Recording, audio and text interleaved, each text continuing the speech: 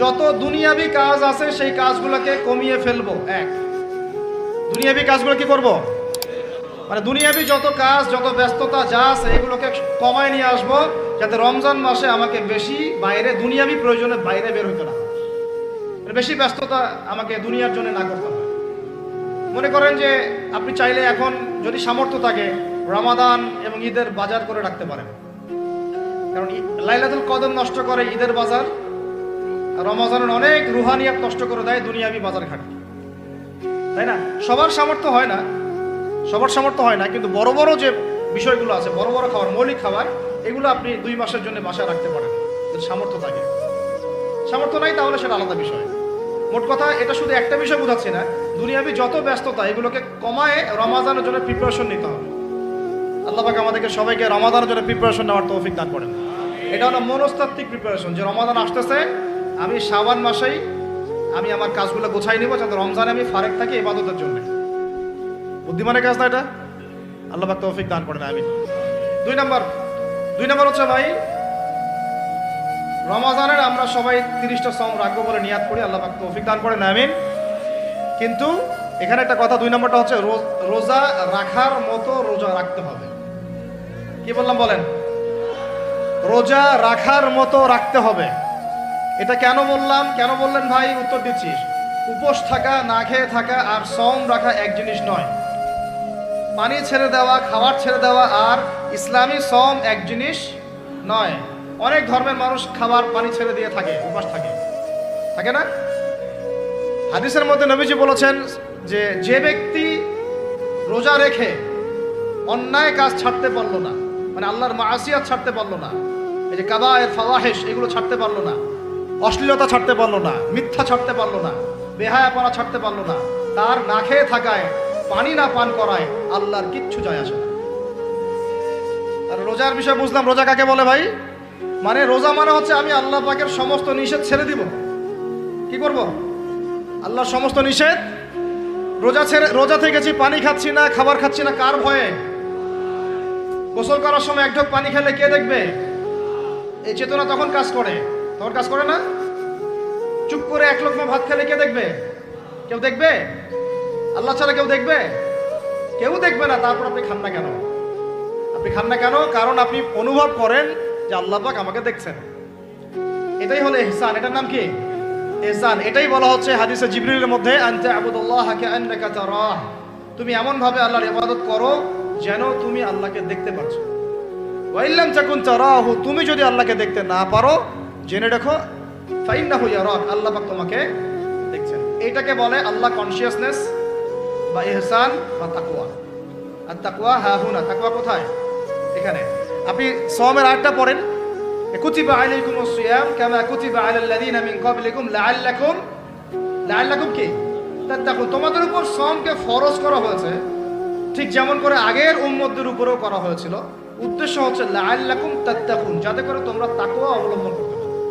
তাকওয়া মানে আল্লাহ কনসিয়াসনেস, এই যে আমি খাচ্ছি না, পান করতেছি না, আমি বিশ্বাস করি আল্লাহ আমাকে দেখতেছেন, এই তো। সেই বান্দা কেমন করে রমজান চলে গেলেই বেনামাজি থাকতে পারে? রমাদান চলে গেলে কি আল্লাহ তাকে আর দেখে না? সেই বান্দা কিভাবে সুদ খায়, তখন কি আল্লাহ তাকে দেখে না? সেই বান্দা, একই বান্দা কিভাবে জেনা করতে পারে? মেয়েকে নিয়ে কেমন করে বাইকে ঘুরতে পারে?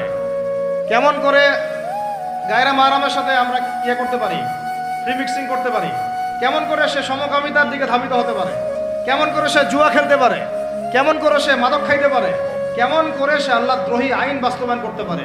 যদি সে এটা চেতনা, এই চেতনা থাকে যে আল্লাহ আমাকে দেখছেন, এই চেতনাটাকে বদ্ধমূল করার জন্যই রমাজান আসে। বলেন সুবহানাল্লাহ। আমি বুঝাতে পারলাম রোজা রাখার উদ্দেশ্যটা কি? ওই জিনিসটাকেই আমাদের ভিতরে ইনস্টল করাই হলো উদ্দেশ্য। লাআল্লাকুম, আমার বলেন লাআল্লাকুম তাত্তাকুন। তাকওয়া কি কিনতে পাওয়া যায় বাজারে? এই যে আল্লাহ পাক আমাকে দেখছেন, আমি খাবো না, আল্লাহ আমাকে দেখছেন, আমি পান করতে পারবো না, আমার রেস্ট্রিকশন আছে, পিপাসায় গলা ফেটে যাচ্ছে একেবারে রোদের মধ্যে, তাও খাচ্ছি না কেন? কার ভয়ে? ওইটাই জীবনের সব ক্ষেত্রে বাস্তবায়ন করার জন্যই রমজান আসে। বুঝতে পারি নাই মনে হয়? ওই চেতনাটাই, একই চেতনাটাই জীবনের সবগুলো কাজে বাস্তবায়ন করার জন্য কি আসে? রমাদানের সওম আসে। আমরা শুধু রোজার ফজিলত নিয়ে বয়ান করি, রোজা রাখলে 70 গুণ নেকি হবে না, 70 গুণ হবে, 700 গুণ বাড়াই দিবে। মূল কথা ফজিলত তো ফজিলত পাবোই, মূল কথা এইটা, তাকেও অবলম্বন করতে হবে। আল্লাহ পাক আমাদেরকে তৌফিক দান করেন। কয়টা বলছি বলেন ভাই? 2টা মনে থাকবে। 1, দুনিয়াবি কাজ কমায় ফেলা। 2, কি রোজা রাখার মতো রাখা। 3 নাম্বার হচ্ছে, এটা আমার নিজস্ব একটা পরামর্শ আর কি। 3 নাম্বার হচ্ছে রোজা রাখার জন্য আমাদের সাহারি করতে হয়, ইফতার করতে হয়। এই তো আল্লাহর ওয়াস্তে সাহারি এবং ইফতারে মুসলমানের মতো খাবার খাবেন, জানোয়ারের মতো খাবার খাবেন না। সাহারি এবং ইফতার এই দুটোতে কি খাবেন? মুসলমানের মুমিনের মতো খাবার খাবেন, জানোয়ারের মতো খাবার খাবেন না। আল্লাহ পাক বোঝার তৌফিক দান করেন। মানে আমরা কিন্তু সাহারিতে কি করি জানেন? 7 পেট খাই। কয় পেট? নবীজি বলেছেন খাবে পেটের 1 ভাগ খাবার, 1 ভাগ পানি, 1 ভাগ, আবার বলি 1 ভাগ খাবার, 1 ভাগ পানি, 1 ভাগ। কার পেট খালি আছে এখন খাওয়ার সময় খাওয়ার টেবিলে? আমাদের ওস্তাদরা বলেন যে মুসলিম উম্মাহ, আমাদের ওস্তাদরা বলেন যে মুসলিম উম্মাহ খাবার টেবিলে হেরে গেছে, সে কখনো জিহাদের মাঠে জিততে পারবে না। বুঝতে পারেন নাই? বুঝতে পারলাম না মনে হয়।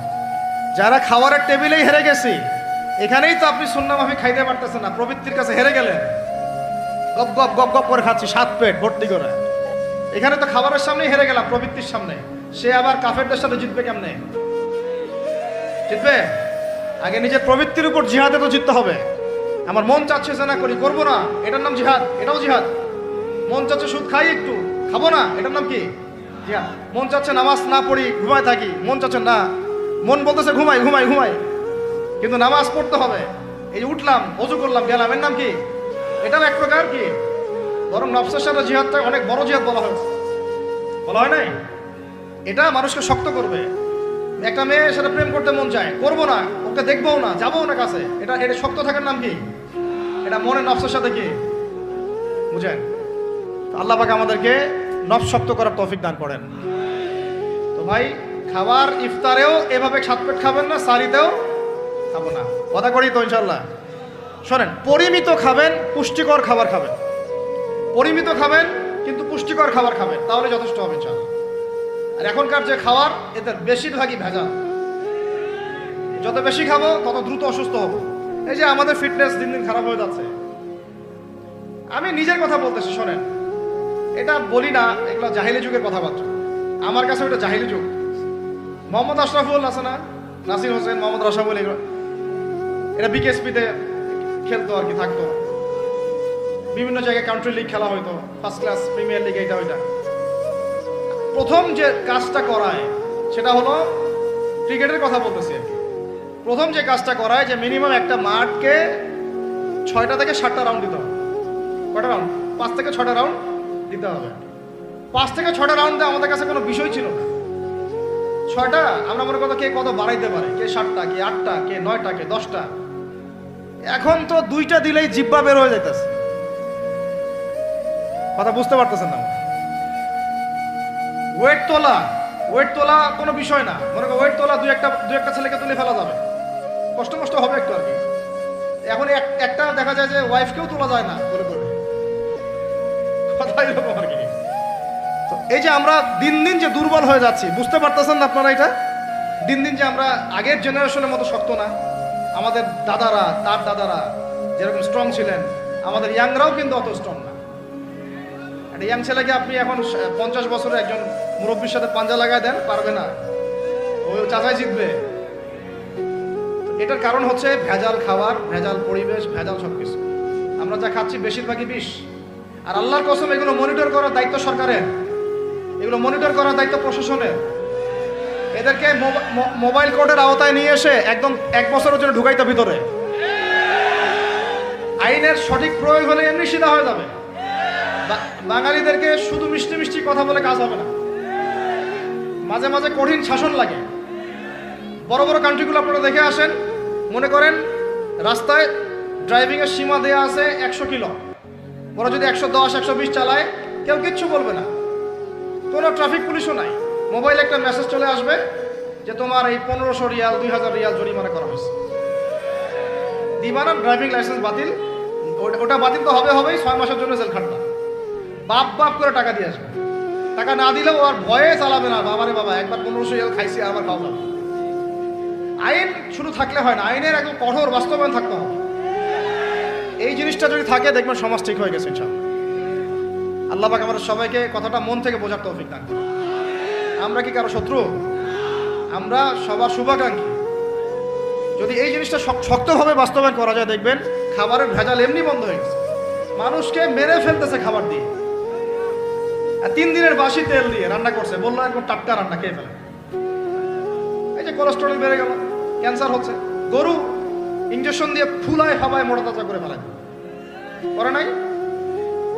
কি অবস্থা মানুষের বুদ্ধি! চালের মধ্যে এটা মিশাচ্ছে, ডালের মধ্যে ওইটা মিশাচ্ছে, পানির মধ্যে কি মিশাই দিচ্ছে, ড্রেনের পানি বলতেছে মিনারেল ওয়াটার। হ্যাঁ, ডাব খাবেন, ডাবের পানি আগে ইঞ্জেকশন দিয়ে বের করে ফেলাইছে, আগে খাই ফেলছে, অল্প একটু বাকি আছে, ওটার দাম ঢাকাচ্ছে 150 টাকা। নিচ থেকে উপর পর্যন্ত আমাদের সমাজে খালি প্রতারণা চলতেছে। এই কারণে আমাদের উপর থেকে আল্লাহর রহমত দিন দিন উঠে যাচ্ছে। আমাদেরকে সতর্ক হওয়া উচিত, আমাদেরকে সৎ হওয়া উচিত। সৎ হইতে পয়সা লাগে না, সৎ হইতে পয়সা লাগে? সবাই যার যার জায়গা থেকে ভালো হয়ে যায়, কিচ্ছু করা লাগবে না ইনশাআল্লাহ। আপনি মাদক খায়েন না, কেউ জোর করে মাদক খাওয়াবে? আপনি নিজে সুদ খায়েন না, কেউ জোর করে সুদ খাওয়াবে? এখানে কেউ মাদকের দোকান দিল, আমরা খাই না, ও দোকান নিয়ে চলতে পারবে না? টামটপলা বাঁধে চলে যাবে, কি করবে? যাইতে বাধ্য সে। আমরা খাইলে সে ব্যবসা করবে। আল্লাহর ওয়াস্তে আমরা কোনো রকম প্রতারণার কাছেও যাব না, হারামের কাছেও যাব না, এবং অন্যকে আমরা প্রতারিত করবো না ইনশাআল্লাহ। বাজার মার্কেটে এটা অনেক জটিল বিষয়। রমজান মাস আসলেই দেখবেন দাম বাড়া শুরু হয়েছে। এখনই অসাধু ব্যবসায়ী যারা, ওরা রিস্টোর করে ফেলাইছে, ওরা আবার সিন্ডিকেট করে ফেলবে যে এই দামের বাইরে যাবে না। তখন আবার দেখবেন যে সরকার বিপাকে পড়ে গেছে, দাম আর কন্ট্রোল করতে পারতেছে না, তখন ভর্তুকি দেওয়া লাগতেছে, আবার ওদেরকে আইনে আনা লাগতেছে। মানে আমরা নিজেরাই ঠিক নাই। কারা ঠিক নাই? আমরা নিজেরাই ঠিক নাই। এই কারণেই তো আমরা মানে আমাদের সমাজের উপর থেকে আল্লাহ পাকের রহমত বরকতটা উঠে যাচ্ছে দিন দিন। আপনি দেখে নিন যে পণ্যের দাম এখন 200 টাকা, রমজান মাস আসলে দেখবেন 250 টাকা 300 টাকা বাড়াই দিচ্ছে। এটা ব্যবসায়ীরা করবে, অনেক অসাধু ব্যবসায়ী করবে, এটা অনেকেই করবে, এখনো চলতেছে। আমাদের বাংলাদেশে এমন কিছু নাই যেটা উৎপন্ন হয় না। আমরা যদি আমাদের এখানে সঠিক জাকাত ভিত্তিক অর্থনীতি থাকতো এবং সততা থাকতো, ইনসাফ থাকতো, আমানত থাকতো, আমাদের জিনিস আমরা খেয়ে শেষ করতে পারতাম না, এরপর বাকিটা রপ্তানি করতে পারতাম। অনেক কথা ভাই, এগুলো অর্থনীতির বিষয়, আরেকদিন কথা হবে ইনশাআল্লাহ। রমজানে আসছে যেহেতু এতটুকু নসিহত করি। 3 নাম্বার যে ভাই আমরা এমনভাবে খাবো না যে খাওয়ার মনে হয় জানোয়ারের খাওয়া। ঠিক আছে ভাই, পুষ্টিকর খাবার খাবো, কিন্তু পরিমাণে কম। কম বলতে কি একবারে কম না, আপনার প্রয়োজন অনুযায়ী 3 ভাগ করে, 1 ভাগ খাবার, 1 ভাগ পানি, 1 ভাগ ফাঁকা, সুন্নাহ অনুযায়ী। আল্লাহ পাক তৌফিক দান করেন, আমিন। 4 নাম্বার হচ্ছে রমাদান মাস মানেই কোরআন। রমাদান মাস মানে কি? এই রমজানে আমরা সবাই বেশি থেকে বেশি কোরআন তেলাওয়াত করবো ইনশাআল্লাহ। কারা কারা পারি হাত তুলি? আলহামদুলিল্লাহ, হাত নামান। সবাই পারেন কোরআন তেলাওয়াত? মাশাআল্লাহ মাশাআল্লাহ। এইটাই তো চাই, বাংলাদেশের ঘরে ঘরে প্রত্যেক ব্যক্তি যেন কোরআন তেলাওয়াত করা জানে, এটাই তো আমরা চাই। এমন যদি হয় যে 100% মানুষ কোরআন তেলাওয়াত করতে পারে, 16 কোটি মুসলিম, দিন কায়েম হয়ে যাবে ইনশাআল্লাহ। ইনশাআল্লাহ ইনশাআল্লাহ ভিতরে কাজগুলো করেন, আল্লাহ পাক তৌফিক দান করেন। তো ভাই কোরআন আমরা রমজানে বেশি থেকে বেশি পড়বো ইনশাআল্লাহ ভাই, ঠিক আছে? যারা পারি না একটা লিমিট ফিক্স করি, কমপক্ষে দিনে 1 পারা, দিনে কমপক্ষে 1 পারা, তাহলে 30 দিনে 1 খতম হবে। ওকে, আরো বেশি পারি 2 পারা, তাহলে 2 খতম হবে। আরো বেশি পারি 3 পারা। এমন আমাদের ইমামদের যুগে, আমাদের 4 ইমামদের যুগে, সলফে সালেহিনদের যুগে প্রতিদিনই একটা করে খতম দিতেন তারা। সুবহানাল্লাহ, তাদের সময় আল্লাহ বরকত দিয়েছিলেন। সুবহানাল্লাহ, সারা রাত জেগে তেলাওয়াত করতেছেন, নামাজ পড়তেছেন, দিনের বেলা তেলাওয়াত করতেছেন। রমজান মাস হচ্ছে কোরআন নাজিলের মাস। এই মাসে যে হতভাগা কোরআন পড়তে পারলো না, তার জন্য আফসোস করা ছাড়া কিছু করার নাই। রমজান মাসে কোরআন আগে পড়বো, কোরআন শিখবো, না পারলে কি করবো? না পারলে 1 মাসে শিখবো, অন্যকে শেখাবো, কোরআনের দার্স দিব, কোরআনের মাহফিল হবে, কোরআনের তাবলীগ হবে, কোরআন নিয়ে আলোচনা হবে ইনশাআল্লাহ। আমরা জানবো কোরআনের মধ্যে কি আছে। এটা জানার সবচেয়ে উত্তম মাস হচ্ছে কি? রমাদান। আল্লাহ পাক তৌফিক দান করেন, আমিন। যারা আমরা আরবি জানি টুকটাক ভাঙাচোরা, তারা আমরা এটার অর্থ পড়বো ইনশাআল্লাহ। যারা আমরা আলেম ওলামা আছে অনেকেই, যারা ইফতা দিয়েছি, দাওরা দিয়েছি, বা আমরা তালেব ইলম ওলামা কেরাম যারা আছে, আমরা এই কোরআনের তাফসিরগুলো পড়বো ইনশাআল্লাহ। মানে কোরআনময় রমাদান, কোরআনময় কি, এবং চেষ্টা করবেন। আমার খুব ইচ্ছা হয় যদি আল্লাহ পাক আমাকে ক্ষমতা দিতেন, তৌফিক দিতেন, আমার ইচ্ছা হয় যে রমজান মাসে বাংলাদেশের যত মসজিদ আছে সমস্ত মসজিদে কোরআন শিক্ষা ফ্রি হয়ে যাবে। ভালো উদ্যোগ না? বাংলাদেশে কত মসজিদ আছে? হাজার না লাখ? লাখ না কোটি? হয়তো কোটি কোটি মসজিদ থাকতে পারে। প্রত্যেকটা মসজিদে যদি বিনামূল্যে কোরআন শিক্ষা কার্যক্রম করা যেত রমজান মাসে, এক মাসে আপনি দেখতেন প্রায় মিনিমাম 5 কোটি মানুষকে কোরআন শেখানো যেত। তাও হাতে কলমে। তাও কি হাতে কলমে বই দেওয়া হতো ফ্রি, আর ওই যারা টিচার ক্লাস নেবে ওদেরকে বেতন দিব, ভাতা দিব সরকার থেকে। দেওয়া যায় না? দেওয়া যায় না? আচ্ছা, যদি গভর্নমেন্ট নাও দেয়, আপনারা জাকাত থেকে দিতে পারেন, সদকা থেকে দিতে পারেন, পারেন না? নিজেদের পকেট থেকে দিতে পারেন, নিজের ব্যবসা থেকে দিতে পারেন, এলাকা ভিত্তিক দিতে পারেন। কত উৎস আছে না? যদি এভাবে প্রত্যেকটা মসজিদ থেকে কোরআন শিক্ষা কার্যক্রম চালু করা হয় রমজান মাসে, আমরা দোয়া করি আল্লাহ পাক যেন এই কথাটা পৌঁছে দেন উপরের লেভেলে, এবং তারা উদ্যোগ নেয়। জানি না উদ্যোগ নেবে কিনা, আমাদের দায়িত্ব পৌঁছে দিলাম। তো অ্যাটলিস্ট যদি সবগুলো মসজিদে নাও হয়, প্রত্যেকটা এলাকায় যদি একটা করে মসজিদও হয়, তবুও দেখবেন কয়েক কোটি মানুষকে কোরআন শেখানো যাবে ইনশাআল্লাহ। কোরআন ছাড়া এই জাতিকে আপনি ফিরাতে পারবেন না। কোরআন ছাড়া এই যুবকদেরকে মাদক থেকে ফেরানো যাবে না। কোরআন ছাড়া এই যুবকদেরকে জেনা থেকে ফেরানো যাবে না। এই টিকটক প্রজন্ম হয়ে এরা নষ্ট হয়ে গেছে, শেষ হয়ে গেছে। বাংলাদেশে আশঙ্কাজনক হারে এখন সমকামিতা বাড়তেছে। আশঙ্কাজনক হারে এখন জেনা, ব্যভিচার, পরকীয়া এগুলো বেড়ে গেছে। মাদক দ্রব্যের কি ছয়লা, এই যে গুন্ডামি, মাস্তানি, ছিনতাই কারা করতেছে? যারা ইয়াং ছেলে পেলে এরা করতেছে। এদেরকে ফিরাইতে হইলে কোরআন ছাড়া কোনো গতি নাই। আইয়ামে জাহেলিয়াতের সেই মানুষগুলো কোরআনের আলোয় শ্রেষ্ঠ মানুষে পরিণত হয়েছে। কথা বুঝতে পারেন নাই? আইয়ামে জাহেলিয়াতের সেই মানুষগুলা যারা একসময় নিজের মেয়েকে দাফন করেছিল জীবন্ত। ইন্না লিল্লাহি ওয়া ইন্না ইলাইহি রাজিউন। চিন্তা করা যায়? আপনি আপনার মেয়েকে দাফন করতে পারবেন জীবন্ত? পারবেন? বলেন। এরকম মানুষ যারা এই কাজ করেছিল, তারা কোরআনের সংস্পর্শে এসে সোনার মানুষে পরিণত হয়েছে। এই কিতাব আল্লাহ পাক নাযিল করেছেন ওই ঘরের উপরে উঠিয়ে রাখার জন্য না, মাঝে মাঝে বের করবো, ধুলা মুছবো, চুমু খাবো, রেখে দিব, এই জন্য না। বাবা মারা গেছে, খুললাম, পড়লাম, সব বক্সায় দিলাম, এই জন্য না। শুধু এই কিতাব আল্লাহ পাক নাযিল করেছেন যারা আমরা হৃদয়ে ধারণ করি। কোথায় ধারণ করি? তো হৃদয়ে ধারণ করবো তো তখনই যখন আমি বেশি তেলাওয়াত করবো, বেশি বেশি পড়বো, সবাইকে পড়াবো, শেখাবো। আল্লাহ পাক আমাদের সবাইকে কোরআনের বিপ্লব ঘটানোর তৌফিক দান করেন, আমিন। তো প্রিয় ভাইরা, 4 নম্বর কাজ, কোরআন শিখবো, পড়বো, শেখাবো, দর্শ দিব। কোরআনের একদম বিপ্লব। রমজান মাসে ইনশাআল্লাহ কোরআনময় রমাদান হবে ইনশাআল্লাহ। রমজান মাসে অন্য কোনো বইও পড়ার দরকার নেই প্রয়োজনে। কোরআন পড়েন, হাদিস পড়েন, আর কোরআন পড়েন। কোরআন এবং হাদিস, অন্য কোনো বই, বিষয়ভিত্তিক বই পড়ার দরকার নেই। আর অ্যাটলিস্ট 1 মাস আপনি না পড়েন। এরপরে আসি 5 নাম্বার। একটু বড় হয়ে যাচ্ছে যদিও, আমি সংক্ষিপ্ত করে বোঝাচ্ছি, শোনেন। 5 নাম্বার হচ্ছে রমাদান মাসে, একটু ধৈর্য ধরেন। রমাদান মাসে আমরা ফরজ ইবাদতগুলোকে সর্বোচ্চ গুরুত্ব দিব ইনশাআল্লাহ। যেমন সবার আগে কি? সালাত। এই একটাই বল, সালাত। সালাত নাই, ইসলাম নাই। সালাত নাই, সে ব্যক্তি মুসলিম না। সোজা কথা শোনেন, সালাত অস্বীকার করে সে ব্যক্তি মুসলিম না। নবীজি বলছেন, মান তারাকা সালাতান মুতাআম্মিদান ফাকাদ কাফারা। কেউ যদি ইচ্ছা করে সালাতকে অস্বীকার করে, ছেড়ে দেয়, সে ব্যক্তি কি হয়? কাফারা, কুফরি করে। সালাত না পড়ার কারণে ইমামগণ বলেছেন তাকে মুসলমানদের কবরস্থানে দাফনও করবে না। কোন ইমাম বলেছেন তাকে জানাজাও দিবা না। কোন ইমাম বলেছেন তাকে জেলখানায় বন্দী করে রাখবা। কোন ইমাম বলেছেন তাকে মৃত্যুদণ্ডের শাস্তি দিবা।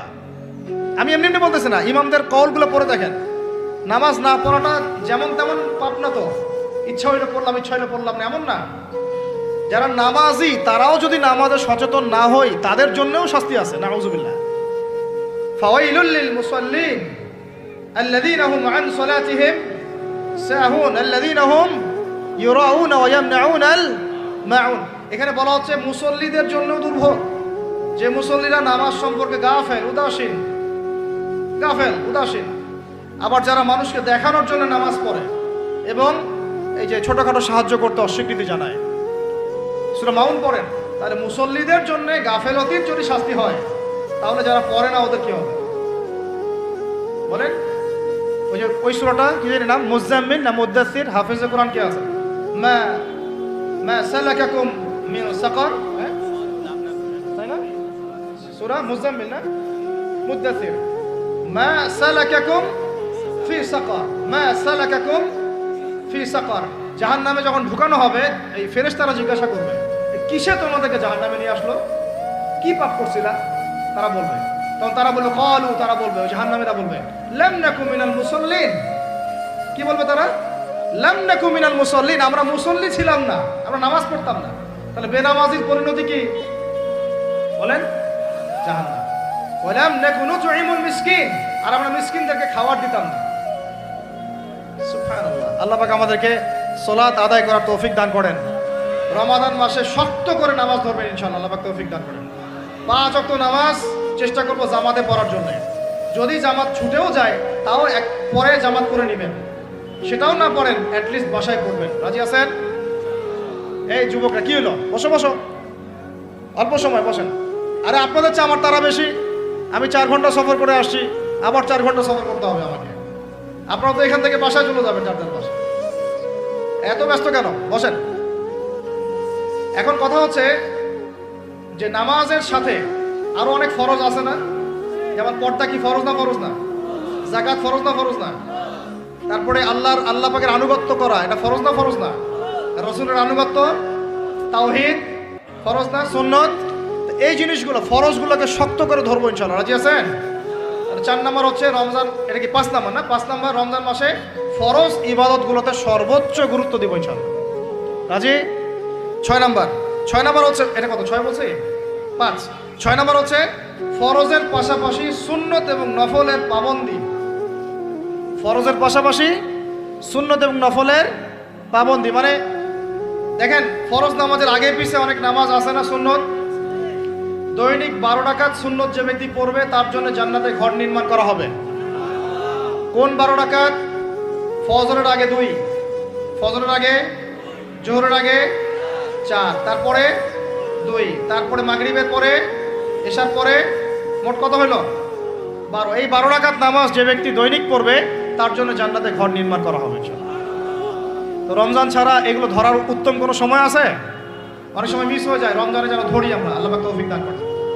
এর পাশাপাশি দেখেন, দৈনন্দিন অনেক সুন্নতের আমল আছে না? বিভিন্ন কাজের দোয়া, মাসনুন দোয়া, জিকির আজকার, এগুলো আছে না? এই প্রত্যেকটা কাজকে শক্ত করে আঁকড়ে ধরবো ইনশাআল্লাহ, আল্লাহ পাক তৌফিক দান করেন। আমিন। যে কাজটা করবেন তার আগে জেনে নেবেন ওই কাজটা কিভাবে করলে সুন্নত হবে। সকালে উঠে এক দৌড় দিয়ে বাথরুমে যাবেন না। উঠে আগে বসবেন, চোখ ঘষবেন, মুখ থেকে ঘুমের ভাব দূর করবেন, তারপরে বলবেন আলহামদুলিল্লাহ আল্লাযী আহইয়ানা বা'দা মা আমাতানা ওয়া ইলাইহিন নুশুর। তারপরে আপনি যাবেন আস্তে আস্তে বাথরুমে। বাম পা দিয়ে ঢুকলেন, ইস্তেঞ্জা করলেন, ডান পা দিয়ে বের হবেন। ঢোকার সময় দোয়া আছে, আল্লাহুম্মা ইন্নী আউযু বিকা মিনাল খুবসি ওয়াল খাবাইস। বের হওয়ার সময় আলহামদুলিল্লাহ আল্লাযী আযহাবা আনিল আযান ওয়া আফানি গুফরানাকা, দোয়া আছে। এগুলো সুন্নাহ মোতাবেক কাজ করবেন। বুঝাতে পারতেছি? কাপড় পরবেন, যে কোনো কাপড় পরবেন না। যে কাপড় যে সুন্নত নবী পরতেন সেই সুন্নত পরবেন। চেহারা নবীর মতো হতে হবে। ক্লিন শেপ চেহারা চলবে না, ক্লিন শেপ চেহারা চলবে না। অনেকে মনে করেন যে এটা তো ফরজ কিছু না, এত তাচ্ছিল্য করেন কেন? এটাকে শেভ করা মানে হলো নবীর সুন্নতকে জবাই করা। বুঝাতে পারি নাই? এক মুষ্টি রেখে কাটেন, সেটা আলাদা ইস্যু, আলাদা মাসআলা। কিন্তু পুরুষের চেহারায় দাঁড়িয়ে থাকতেই হবে, মাস্ট বি। পোশাক আশাক থাকতেই হবে নবীর মতো। আমরা আমাদের সংস্কৃতি নিয়ে গর্বিত না? গর্বিত না? ইসলামিক সংস্কৃতি কোনো দেশ, জাতি, বর্ণ নির্দিষ্ট করে আছে না? সবার জন্যে। আমাদের নবী কি আরবদের নবী না পুরো বিশ্বের নবী? তাহলে আমাদের নবীর সুন্নত কি শুধু আরবরা পালন করবেন, আমরা সবাই করব?